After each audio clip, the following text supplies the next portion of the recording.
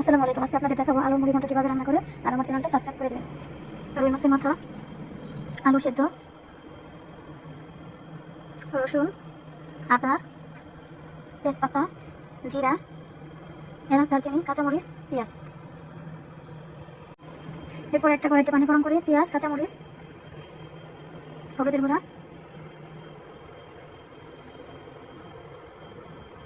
মরিচের গুঁড়া,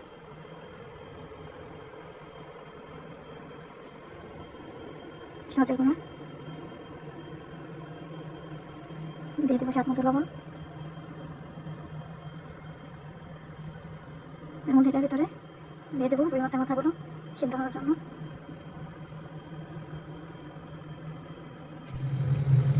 এরপরে মাছের মাথাগুলো সিদ্ধ হয়ে যাওয়ার পরে আমার জায়গায় গুঁড়া করা আলুগুলো দিয়ে দেবো।